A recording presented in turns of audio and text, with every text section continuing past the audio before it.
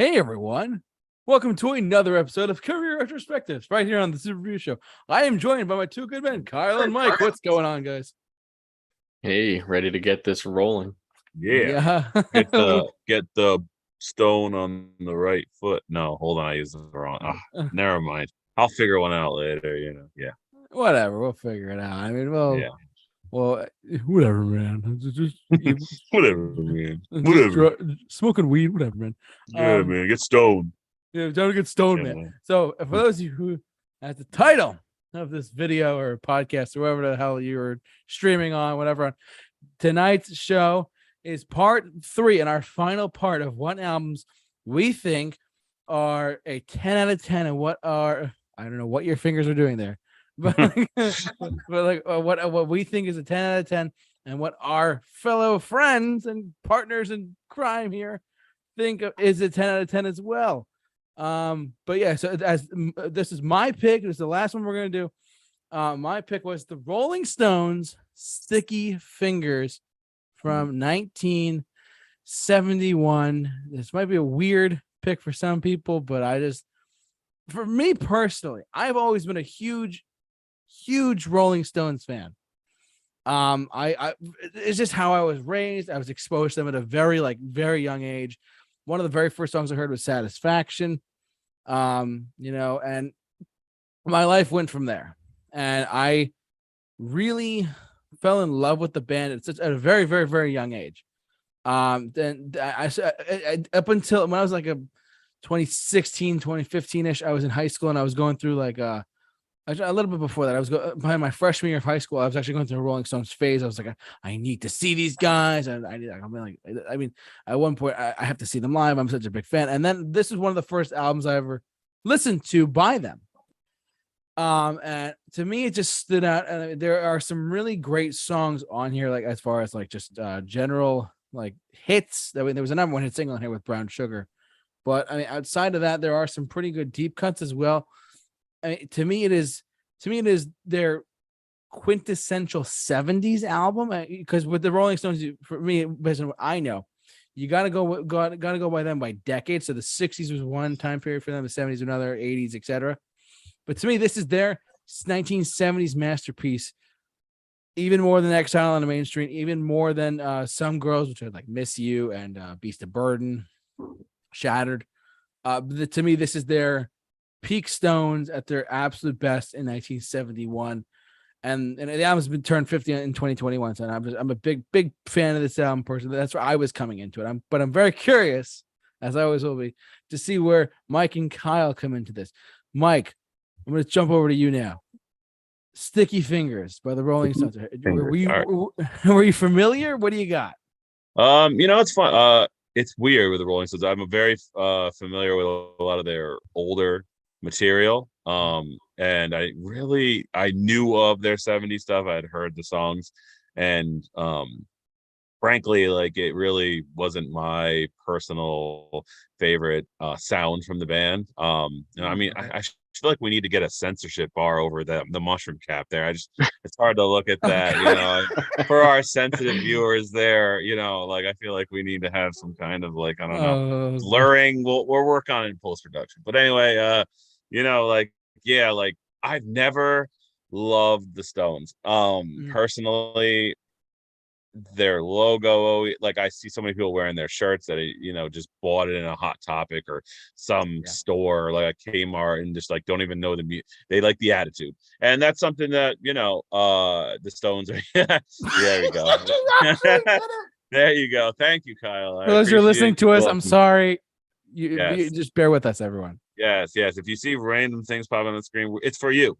We did it for you. It's for your own good. It's not for us. Yeah, these eyes are an artist's eyes. They take the punishment that is put in front of them. But we need to work on like screening stuff out. So we're blocking the bulge in the pants for those. Yes, no one wants to see it. No, and sorry, Jagger. No one wants to see your little peepee there. Yeah, Jagger, get out of here with that.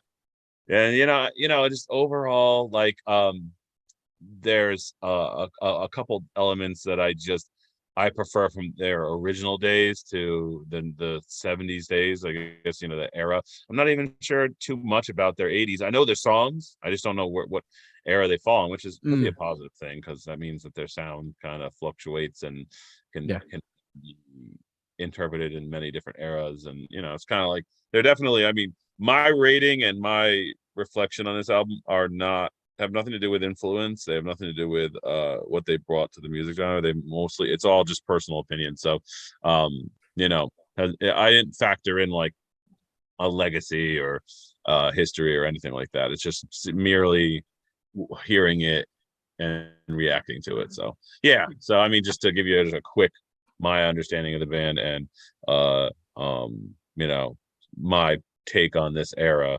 Definitely not my favorite era, but I went into it definitely with a open mind, and like I kind of really want to listen to some of their newer material and just kind of get a gauge for where they came from and where they are today. And I'm actually more interested to do that coming up here soon, with some reviews and stuff. So yeah, definitely interesting. I've waited to hear this man's information for a week, but Kyle, hey man, he's either gonna hate it or love it. No, I'm just kidding. I have no idea. What do you got? I won't give that away yet. No, I've never been a big fan of the Rolling Stones. I think both of you know that. Yeah. Definitely not their 70s material moving forward. I'm going to be honest, the stuff that I do like from them has always been their original, 1960s output. It just brings that attitude more than anything post 60s really brings from them. Not to say that this album didn't have that, and I'll get to it. But for me, respect the hell out of the band. Mick Jagger, Keith Richards, two of the biggest icons in the genre. Undoubtable, undeniable, complete respect to them. But yeah, kind of like Mike said, my rating for this one is going to be just purely based on the songs and based on the album itself. I'm not taking into consideration my respect for the band, anything like that. Any of their legacy. I'm not giving out like bonus points for what the album did for the genre, things like that. That's all going to be completely out of it. Some really good songs on here, some big songs, and then some that I'm just iffy on, to say the least. But I'll get into that when we get into the track list. But yeah, no, for me, the Rolling Stones, excellent group. I respect their contribution to music. Just for me personally, it's not a band I go back to really ever, outside of a few select songs here and there. And this didn't really add much, if anything, to that list. All righty. Cool. Here we go. So here we go. We're gonna jump over to the Wikipedia page now, and I want to go over to the track listing for a second as well, so we can just talk about this for a second. If I can find the damn thing, there it is. If you're listening to us, we already blocked out the bulge in Jagger's pants. Forgive us. So I'm just saying. But I'll read off the track listing. Brown Sugar, Sway, Wild Horses, Can't You Hear Me Knocking, You Gotta Move, which was a cover. We'll get to that in a second. Bitch, I Got the Blues, Sister Morphine, Dead Flowers, and Moonlight Mile. I will go first if that's okay. Yeah. Take it away. All right, cool. Hey, there's no bulge on the screen, everyone. There's no bulge. It's just old rocks screen. everywhere. It's just a bulge. So some of these, one of these songs is in my top 25 favorite songs of all time. And that might sound strange to some people. That might sound like really, but when I say what it is, but Wild Horses for me, and this, I know it's like whatever reason, I always loved, because to me, this was when the Stones started to, this song in particular, this is when the Stones started to show, hey, we can do Play with Fire in the 60s, but we'll do Wild Horses in the 70s. And then in the 80s and 90s, they did other acoustic numbers as well, like other slower ballady type of songs. It's always been a favorite of mine. They are like that one song alone just has me like the imagery in it, the lyric writing always gets me. I guess it takes me back to like, oh, like it brings the opening guitar, like that open G chord just has me like, I'm in it. I've entered the song's like world, if you will. I don't know if that makes any sense, but I'm sure like it's for those of you who are out there listening, yeah, you know what I'm talking about. But it's like I enter that world and I'm like, I'm there.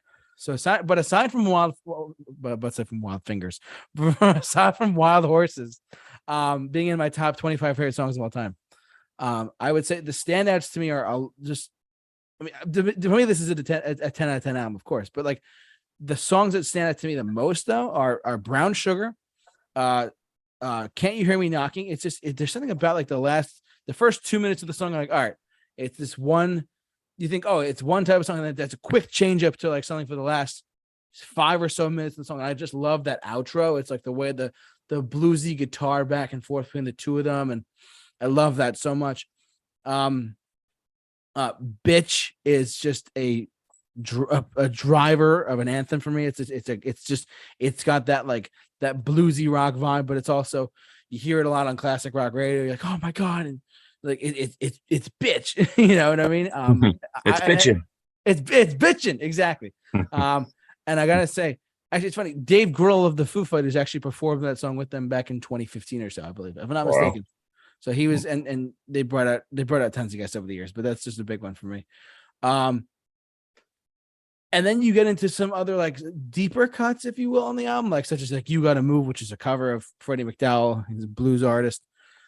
Sway, I think, is a great Stones deep track personally. Sister Morphine and Dead Flowers Dead Flowers to me shows that you can write a song about anything and it can come out a certain way, but it shows how if you know the chords to the song, if you know the song Dead Flowers, the chords, the structure, it's very easy, simple stuff, but it came across as an effective song, and I love that. And the album ends on Moonlight Mile, a very, you know, a song that really closed out an album for them that really worked for me. And I can go on forever, but like my standout tracks would be Brown Sugar, Can't You Hear Me Knocking, Bitch, and actually Dead Flowers and Sway. Those are my, aside from I'm taking Wild Horses out of that discussion because it's in my top 25 favorite songs of all time. But those songs like Brown Sugar, Sway, Can't You Hear Me Knocking, Bitch, Dead Flowers are just classic Stone songs to me that I love a lot. Truthfully, those are some of my favorite Stone. I go back to them not all the time, but when I'm listening to the Stones, I'll go back to Brown Sugar or Bitch or Dead Flowers a lot more than I do other albums. That's what made this album hold up a lot for me personally, if that makes any sense. But yeah, but those are my standout tracks and my overall opinions and whatnot of the track listing as well. Which one of you two would like to go next? I could take it next. Is that good? Yeah, sure. Okay, man. All right, cool. All right. Okay, man. Here we go. All right. I'm going to do kind of what Mike did last time. I'm just going to take this song by song and give my ratings for each and a little bit thoughts on each of them. Brown Sugar. I know it's different times and all. Yeah, that too. I think we all know I'm the least PC person there is. This would never fly today. Let's all be honest about it. Nope. I don't understand what you mean, Kyle. Can you explain? I could pull up the lyrics and read them if we want to get blacklisted by YouTube. But no, wow, this is a song that I don't think I could listen to around people out loud. Like, this is a song that if this came on in my car, I'd be like, I'm gonna lower this volume so no one hears it with the windows open. Yeah. No, I hear you. Just because everyone would hear this, and if they don't already know the song or know when it's from or anything like that, they're gonna be like, "What the hell is this?" Kind of uncomfortable. 6 out of 10. The music's actually pretty decent on this one. I like the attitude that it brings. It has that classic like Stones blues rock attitude, which I like. Which, spoiler, that's kind of where most of this album falls really flat for me, is the lack of that. Then we get to Sway. Never really liked slower songs by the Stones. This one comes off very sloppy and not in like the good raw sound kind of way. The only thing I really care for in this one is that ending guitar solo. Keith Richards really is the thing that saves a lot of these tracks for me. Not bad, just not for me. I wish they did more with this one. 5 out of 10. Wild Horses, one of the songs I actually do enjoy. It's one of the few songs I take away from this that probably going to make my rotation. It's one that I already knew before going into this review. The only downside to this one for me, Mick Jagger's voice. He's really not good on slow songs. Like he doesn't have that voice to carry like a meaningful melody very well. I mean, he has a good voice for doing attitude driven songs. It works for that. For me, when he does more sincere, slow songs, it doesn't really translate for me. Also, the gang styled vocals in this really throw me off. Something that I don't think they've ever really done well for the most part. It comes off sounding a bit out of tune. With that said, it probably has, other than maybe Dead Flowers, which we'll get to, probably does have the best melodies on the record vocally. Can't You Hear Me Knocking? 7 out of 10. Really love the guitar on this. Great blues riff, saxophone in it. Really cool. Instrumental bridge. Really awesome. Honestly, really surprised I like this one as much as I did. It's being over 7 minutes long, but it doesn't actually feel its length, which I enjoyed. Does have a bit of that attitude I'm looking for from the Stones. 7 out of 10. Which then brings us to the end of side 1. I understand that they didn't write this. They still recorded this and thought, yep, this should make the record. I hate this song. I hate this track. 1 out of 10. Oh, damn. I'm sorry, JT. Damn. Mick Jagger just rolled in his grave and he's not even dead. Mick Jagger's vocals on this one. They actually annoy me.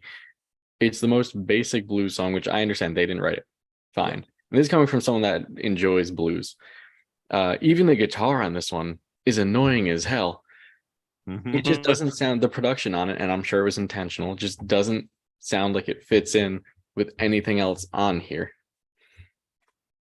1 out of 10. Well, I'll interject that a lot of these bands at this time were really trying to prove themselves to like a community of people who were into blues. And like, let's be honest, like comedians have said it, like white people doing the blues is always kind of never a successful thing. Like they can do it, but it, like, especially they're from England, it's just kind of strange. It lacks the soul. Like the whole, that's what makes blues generally good, is the soulful vocals over a pretty basic, blues riff.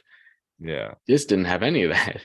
This was just Mick Jagger's like shallow vocals over a pretty mediocre, surprisingly, blues riff. But then we get to Bitch, which very welcome, picks it back up after a huge misstep on the record. Horn section done very well. Backing vocals are done well on this one, actually. This is, again, the sound I look for in the Stones. 7 out of 10. Not perfect, but a much better song. Then we get I Got the Blues. 6 out of 10 for me. Vocal melodies are pretty decent here. Guitar and horn section go well together.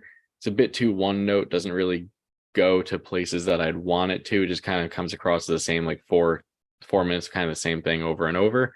Wish they did a little more with it, thrown in maybe like another bridge or little transitions here and there, make it a little different. Then we get to another track that I can't stand. Sister Morphine, to me, just sounds like a Bob Dylan impression. We all know how I feel about Bob Dylan. We do. I can't stand the guy's voice, and it sounds like Mick Jagger trying to do a Bob Dylan impression here. Oof. Again, the guitar is probably the only part I like about the song. Going all the way down to 3 out of 10 on that one. Woo, shoot. But here we go. Dead Flowers, by far the star of the record, by far, and it's not even close. Whereas Sister Morphine is very much a Bob Dylan reminiscent song. This gives that old school country vibe, more Johnny Cash vibes on this one. And it's a really nice change of pace on the album. Very welcome. Best track on the album. But when you get like a whole record of blues rock, which I'm totally fine with, but after a while, it's just kind of like, all right, let's change it up a little bit. And this did a very good job at that. Absolute 9 out of 10 here. Not absolutely perfect, but very close. Wish they ended it here. Moonlight Mile. Mick Jagger's vocals again, just aggravating on this one. There's these poorly hit falsetto notes that he does. Specifically in the beginning, I noticed it, and it just really aggravates my ears. Other than that, it's just kind of a boring way to end the record for me. 4 out of 10. And all of this said, again, huge respect for Mick Jagger. He's an icon. Respect everything he's done. The dude's a great performer. They've done absolutely great things. For me, the Stones really shined in the 1960s with that attitude-driven blues rock that they had going. I wish this record had more of it. And really, Mick Jagger's vocals, we all know that I'm a vocal-driven person. If I can't really connect with the vocals, it really brings tracks down, and that's a huge thing that happened on this record. But you know what? Keith Richards absolutely killed it on a majority of this. And I want to point out that I really like the incorporation, like the horn sections. Even I think it was Moonlight Mile. Could have been Dead Flowers. I can't remember off the top of my head. They had a really nice string section going on. I thought that was a cool thing to incorporate. More of that would have been really cool to hear. That could have elevated it a little bit more. But yeah, for me, that's track by track. A couple good songs, one really good song, and then just some things I just could not get into. All righty, Mike. Yo. Yeah, so it's almost pretty similar, Kyle and I's outlook on it. Really, I know it really is. Like, it's actually kind of crazy how in sync we are here, and we're not a boy band, but I mean we're in, we could be. it could be. I'll be the old one, but anyway, I'll be Justin Timberlake. Yes, no, I'll be Justin Timberlake. Yeah, that makes sense. Justin Timber. I just don't know any other band members' names. That'll be Joey Fatone. There we go. Hey, yes, that's it. Yeah. So I mean, obviously, without echoing too much, I've never been a huge Stone fan. I've never been a huge gang vocal, like almost like a bunch of drunk hillbillies sitting around by like a fire pit, singing a song and all singing different notes, highs and lows at the same time. And that's a lot of these songs here is just like very just has it's like nails on a chalkboard when those vocals get the gang vocals with all of them singing at the same time are just really set me just kind of take me out of it. And the music itself has for the time, it has that perfect sound that just makes you think of this era of time, and it definitely captures that. But other than that, it tends to lean on I'm blues, but without having the songwriting to go along with it.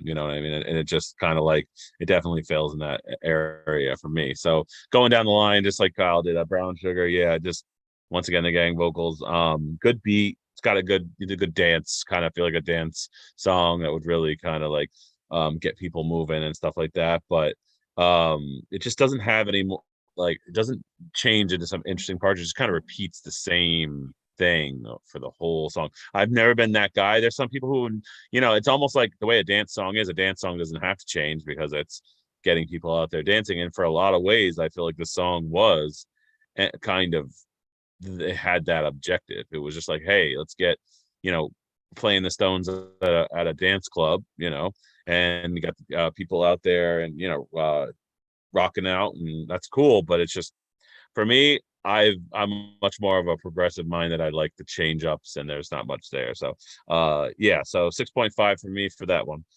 Sway, what felt lazy. I think Kyle already said that it was just kind of scattered. Not a fan of the vocals once again. Boring, just didn't do much for me.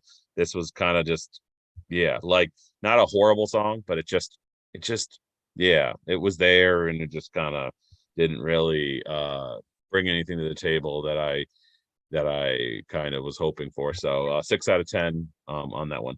Wild Horses. Wild Horses had a good opportunity to be like, I liked the vibe of it.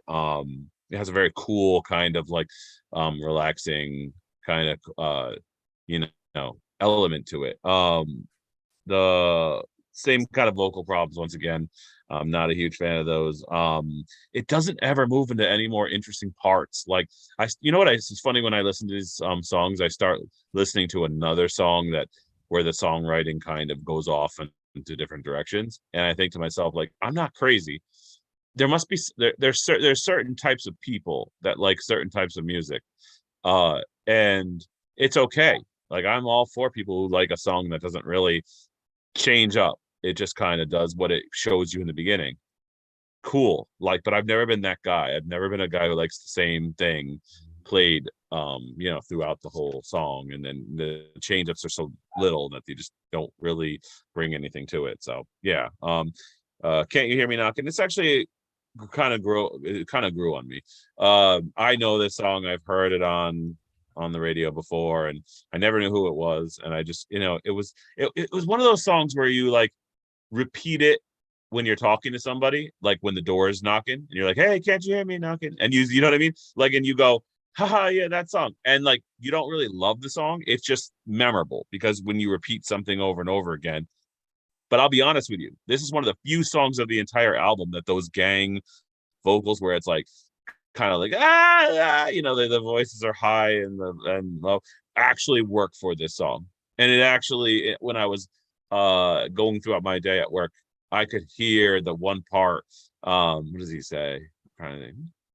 Ain't no stranger or something like that. He keeps repeating Yeah. That part is actually really cool sounding. It almost kind of reminds me of like the Grateful Dead for some reason. And yeah, like that's actually one of the few times that I can enjoy those kind of gang vocals. Like and it's not a terrible song, but I like the part where it breaks into that part where they keep repeating that ain't no stranger, like that part. I was actually pretty cool. So yeah, 7 out of 10 for me on that one. Definitely was improving at that point. And then wait, Mike, real quick, what'd you give Wild Horses? I may have Wild missed Horses the number on that one. 6.5. Sorry. Okay. Yeah. I'm doing out of 10 today. I feel like I want to start from now on doing out of 10. I just prefer doing out of 10. So I prefer that because it's just the way my brain works. I don't know. Yep. I'm with you. Yeah. So then, of course, we come to a song which, personally, I feel like once again, it's more of a like the time period. You had a lot of bands. Hey, let's just play a blues song and put our own spin on it. I mean, Ozzy did it on his last album. Remember, where you have like the end of the album, it was just like that blues song that he was doing. You remember that? Or yep. And it was the worst thing on that record too. Yeah, right. JT, do you remember that? I remember it now. Yeah, it took me a second. Okay. Yeah, right. Yeah. Like, and a lot of these guys, it's almost like waving a flag. Like, this is where I came from. This is the base of my sound. Like, and I'm going to show you how dedicated I am to the genre and the roots of blues in my sound, that I'm going to perform this as kind of like it's to get cred from like people who are into blues. And I have no problem with that. But unfortunately for me, it's nails on a chalkboard. It's just it's a lot of like, look at me. This is gonna have more of an impact in its delivery than it is of the actual substance. Like, it makes us look cool to like have this real crude sound where you almost hear like a bass drum in the background of someone, like everything's so crude sounding because it's like guys sitting around. It almost feels like I'm at a field holler for a second there. You know what I mean? Like, you know what I mean? Like, it's just definitely we're not gonna get monetized after that count. No, but it really does feel like some type of, you know, like a field hall. I'm just like, what is going on in here? Like, it What? definitely feels very pretentious. And unfortunately for me, yeah, it was just a horrible song. So 4 out of 10 for that one. Sorry, but anyway, moving on. And I'd have to say, if this song changed up more often, this would have been the song of the album. Bitch was my favorite song on the album. Like, it could have been so much better if it just kind of did that riff, and you're like, cool, that riff's awesome. But the problem with that riff is you can't just say, hey, here's a riff, and it's gonna be the entire song. You need to have like that riff go off, and they do kind of do a little bit of a horn section here, and it just kind of does something. But like the problem with that is, it's like from that riff, there's nothing else interesting it kind of evolves into. It just kind of continues to play that on, and it feels like a dance song again. The way in dance music, you just play that catchy part, and then you go with it. And that, in a lot of ways, maybe the Stones were kind of playing to a crowd, you know, a 70s kind of like rock club dancing kind of atmosphere. And like that, to me, hurts it. I love the riff. I just wish they brought more to it. So 7.5 on that one. Yeah, that was like, you know, it's almost up there in the 8. If that song had, once again, I started rewriting the song in my head.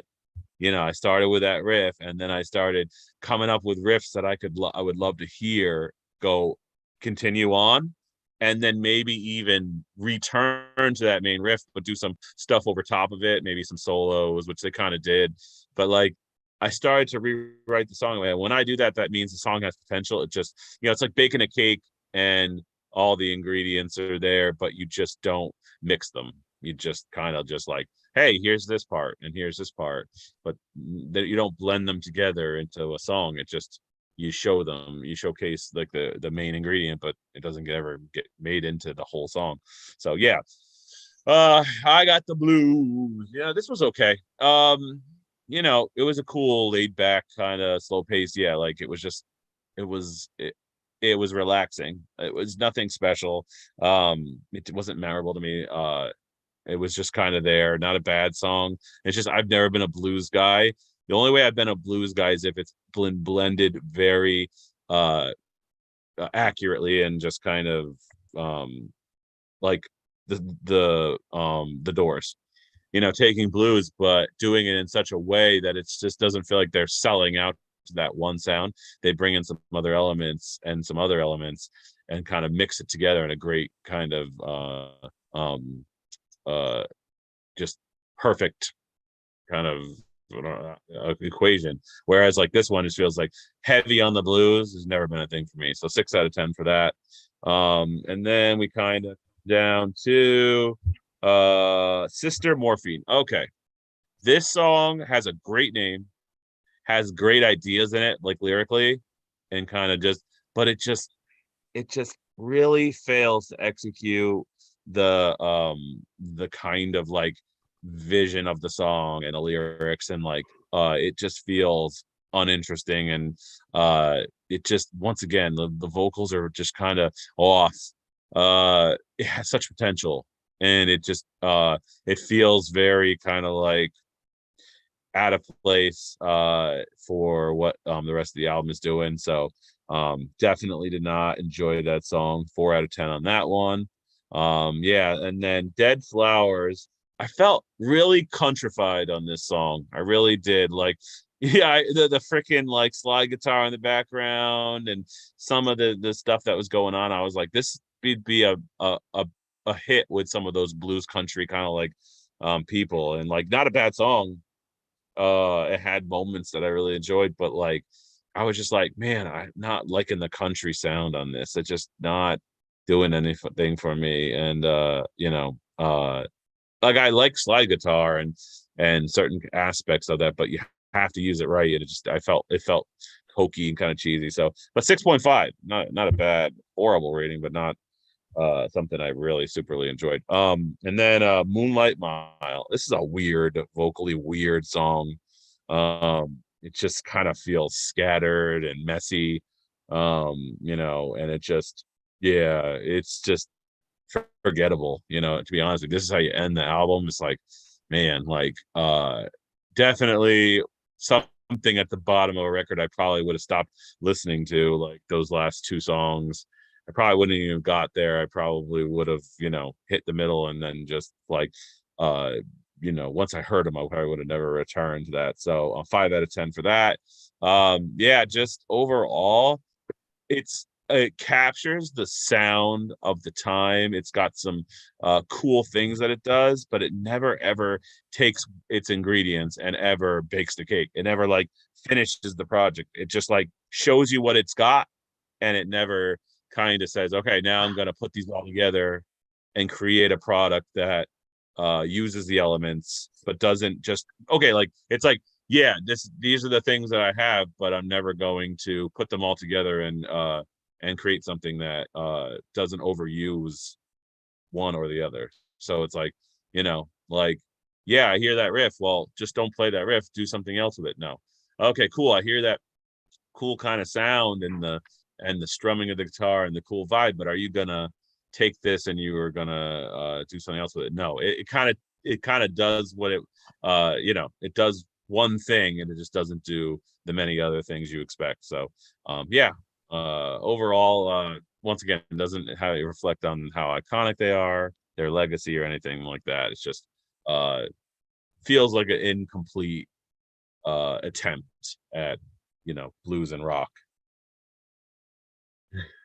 Sorry, JT, I'm sorry. No, I'm laughing at what Everyone- Kyle's doing. Oh, God. Mark the occasion here, because Mike, as you were going through your scores, I was recording them here. Other than 2 songs, we were within a range of 1 point on every song, with the exception of 2. You know what? I'll Yeah. take that because at least you guys can agree on something for once. Yes. Black those out. Block them out. I'm saving the yes. monetization for this video, JT. Yes, dude. No mushroom caps are gonna be on this video. All right. You know what I'm saying? Like, yeah. This part of the No show, matter- No matter how culturally significant. Yes, we're not vegans and we're not over here kind of like screw veganism. No offense, to everyone who's vegan. Look, we have 2 vegan viewers. Relax with the screw vegans. We have All right? 2 vegan viewers. Vegan viewer. 2 vegan viewers. Yeah, that's all right. We don't need them. Damn Yeah, right. so- Damn Skippy, y'all. That's it. So, all right. Anyways, but we know that. Anyways, let's jump over to our rating for a second here before we wrap up and demonetize ourselves by showing even more of the crowd. Oh God! Oh God! I'm wheezing. God. All right. Anyways, for me personally, as I mentioned before, I said this from the get go. The Stones have been one of those bands for me that I always have been I've been a big fan of. I've always enjoyed the music. To me, this was to me in my eyes, this was this was a perfect album for me. But obviously you heard different things tonight, but I'm curious to see what your actual numbers are. So let's jump over to Mike for a sec. Mike, what's your rating for this album? Given everything we just said.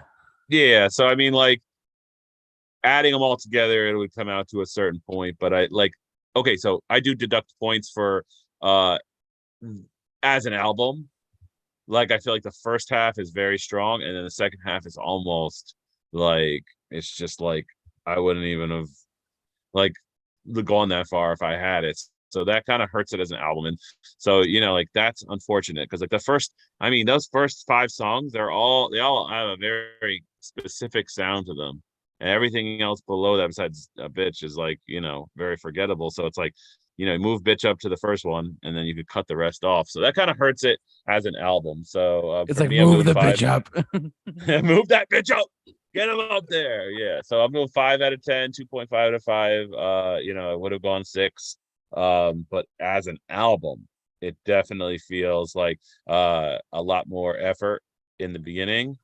And even if it's not effort I love, it feels much more like it has a fast song Brown Sugar kind of slows down for Sway, and Wild Horses, Can't You Hear Me Knocking, picks it up a little bit.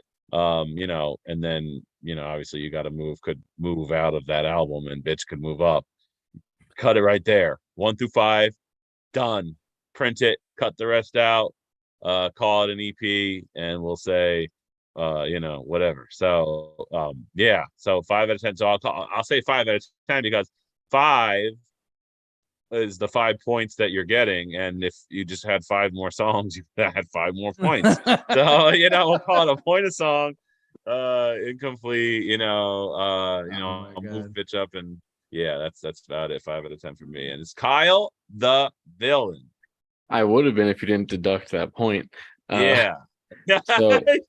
me and Mike do our rating slightly differently. Yeah. I don't deduct points or add points for legacy album, whatever. Yeah. I just average out all my scores for the songs, and that's how I get the rating for the records.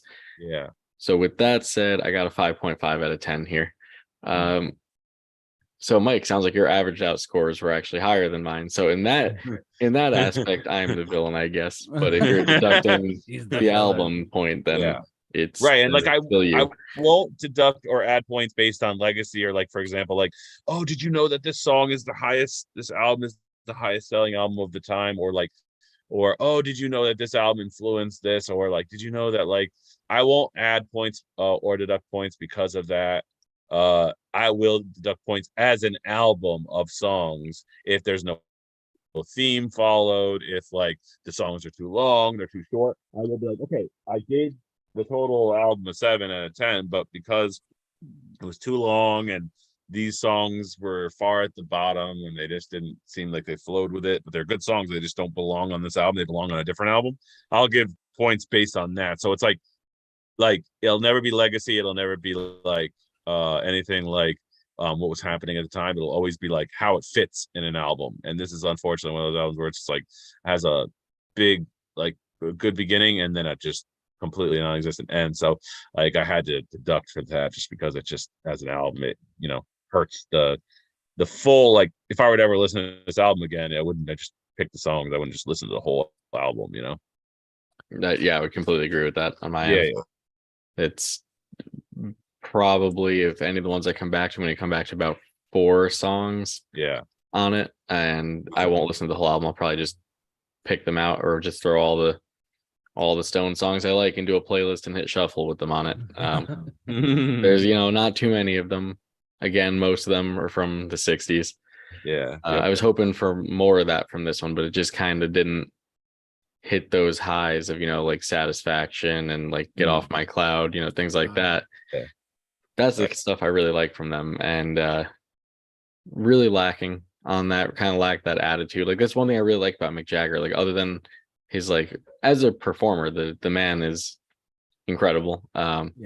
He brings that attitude and passion and that Mick Jagger swagger to everything. But Jagger swagger. I didn't really get that from most of the songs on this album, and I was kind of surprised. It shined through a couple times, but other than that, I didn't get that same feeling that I get listening to the other stuff, the earlier stuff. Yeah, and it's funny because you guys were. I'm going to be brutally honest with both of you. I thought you both were going to give it a 2. Oh wow! I wasn't. My expectations were lower, and you exceeded my expectations. I don't give ratings to that unless it's literally I told you. I can show you 2s. Although Kyle did give that song a 1, it's still a song to me, as much as annoying it is. It's it's still kind of has a melody, it has a beginning, it has an end. It has well, it's sloppy, and it's kind of I understand where it comes from and what time period it comes from. So it's okay, this is something that someone wrote from this time period that categorizes what people were doing when listening to music and sitting around. I could picture people sitting around going, you know what I mean? And I think to myself, that's what they did then. You know what I'm trying to say? I always, and this is kind of going back to our discussion about are people using like electronics in music? Is it hurting or helping the industry? Like running something from a laptop and having this whole production with lots of orchestra that doesn't exist, and sound effects and this and that. Like, don't get me wrong, that stuff is cool, but my true heart lies in an impromptu performance where you can get a guitar and go get a crowd of people at a house party and say, I need nothing to create this music besides this guitar and my voice. I don't need a microphone. I don't need nothing. I like, and that's cool. Like, that to me is where the heart of music lies. Outside of that lives creativity, which is nice. People creating music that has crazy kinds of orchestras and sound effects and all kinds of layering and things that add to the song. But like, what you hear on that song, You Gotta Move, is the true essence of like music without any boundaries and borders and just any kind of things. It's just like, it's just in your face. Oh my God, what is happening here? Kyle, Kyle, did you do that? No. He's like dead That's awesome. He's over here rating the song. But like, you gotta appreciate that kind of raw, kind of like demonstration of like people sitting around, kind of like what blues, kind of started out as. So in that, I can show you a 2 out of 10. Like, it's literally the sound of water dripping and someone humming with like a drum beat in the background. You know what I mean? Like something they play in Chipotle. But like Chipotle. yeah, it doesn't help my digestion when I'm listening to some real crap, freaking someone rubbing their fingers against like one of those washboards and going and I'm like, what the hell am I listening to? I'm listening, it's just like, I don't want to hear this. Like, yeah, and have like a techno beat in the background, like techno beat in Chipotle. It's just like, what is going on with this crap? Like, it's so edgy, man. Like, I want Chipotle now. Thanks. Yeah, you want E. coli too, or salmonella, because they've had several outbreaks of salmonella. So I'm going no matter what. I'm going for the Glock, baby. I came for the food, left for the salmonella. Yeah. Yeah. So there's my spiel. God. Spiel ended. Sorry, I got off. All right, sorry, but anyways, any other thoughts on Sticky? And one more thing. No, I'm just kidding. You're good. Oh my God. He's like, you just see Kyle die and his spirit leave. Like, Kyle, what's going on? Mick Jagger, I'm coming for you. Yes. The stream froze for me for a sec, but we're back now. Okay. Yes. All righty. Well, listen, I mean, for me, this is a perfect time, but you heard what their ratings were. Was it 5.5 out of 10 for Kyle, correct? Yep. And Mike gave it a 5 out of 5. Is that correct? 5, yeah. $5 foot long. Was that what that was? No, $5 foot long. Yep. Yeah. So, all right. But anyways, yeah, that's gonna do it for us, ladies, gents, children of all ages, or Mick Jagger's offspring, whatever you want to call this. Thanks so much for watching and listening. However you enjoyed us tonight. We want to thank I want to thank Kyle and Mike for bringing up this. It was Mike's idea to do this, right? The whole thing. Mike, thank you for giving us a great experiment for how to do this. Kyle's got the trophy with AFI's Crash Love. Let's go! Congratulations, Kyle. So when we do our next installment of 10s, we can try to steal the trophy from Kyle and see if we could get a real banger out there that everybody agrees on, and then we'll just hand that trophy over to the next I got it. There we go. No.